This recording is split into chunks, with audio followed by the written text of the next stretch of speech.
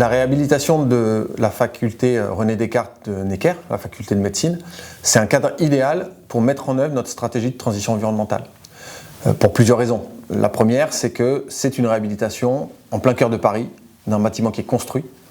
Et forcément, sur le volet carbone, qui est un des piliers de notre stratégie, le fait de conserver un bâtiment existant, qui par ailleurs existe depuis 1966, donc il y a déjà 50 ans de vie, tout le carbone qui a été dépensé pour concevoir la structure de ce bâtiment est conservée. Et la réhabilitation permet de lisser ce carbone sur ces 50 ans de vie, mais sur les 50 ans à venir. L'intérêt d'une réhabilitation comme celle de Necker, c'est de pouvoir transformer un bâtiment ancien en bâtiment performant et aux normes thermiques d'aujourd'hui. Forcément, un bâtiment des années 60 n'avait aucune norme thermique. Là où un bâtiment neuf aujourd'hui va consommer 1, et un bâtiment réhabilité va peut-être continuer à consommer 2, mais il partira de 8. Le troisième intérêt d'une réhabilitation comme celle de Necker, c'est d'offrir une résilience à ce bâtiment, de l'insérer dans une logique de très long terme, et donc de pouvoir penser ces nouvelles vies sous un axe de flexibilité, de modularité, d'évolutivité, parce que on va pouvoir repenser dès maintenant les futurs usages. L'autre force majeure d'une réhabilitation, c'est de pouvoir s'inscrire dans cette notion d'économie circulaire. Qu'est-ce que ça veut dire? Dans une réhabilitation, vous avez un gisement colossal de matériaux de seconde œuvre, de mobilier, qui potentiellement sont en bon état et peuvent être réutilisés, réemployés sur des chantiers locaux. Alors, dans le cas de Necker, dans le cas de l'UNESCO ou de l'ENS, l'École normale supérieure à Cachan.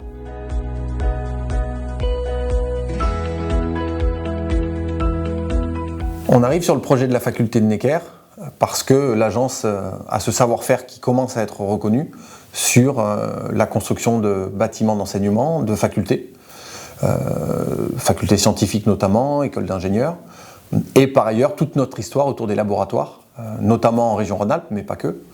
Ce qui nous a amené à pouvoir trouver un partenaire allemand à l'époque, N-Architect, qui a lui-même ce savoir-faire en laboratoire, et d'avoir un binôme d'architectes qui soit très armés pour aller vers ce genre de réhabilitation. Ce sont des projets qui sont fondamentalement techniques et dans lesquels on peut mettre en œuvre l'ensemble de nos métiers d'ingénierie. Réhabiliter un bâtiment comme Necker, c'est travailler sur l'acoustique, c'est travailler sur la thermique bien sûr, c'est travailler sur la structure du bâtiment, notamment sur l'aspect des façades. Et tous ces métiers qui sont internes chez Patriarche permettent un dialogue plus évident avec les architectes chefs de projet et avec nos confrères architectes allemands. La force d'un projet comme Necker, c'est qu'il est aussi une illustration de ce vers quoi on doit aller demain.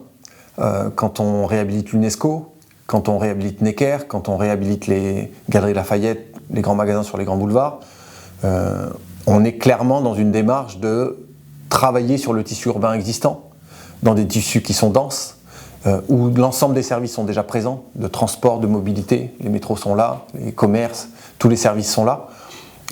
On est dans cette logique de retravailler la ville sur la ville, ce qui est l'un des fondements de la transition environnementale à l'échelle urbaine, plutôt que d'aller construire des bâtiments qui, comme on l'a dit, peuvent être très performants, mais au milieu des champs, et qui vont générer finalement tout un tas de nuisances de mobilité, de déplacement ou d'absence de service pour les gens qui devront se rendre dans ces nouveaux campus.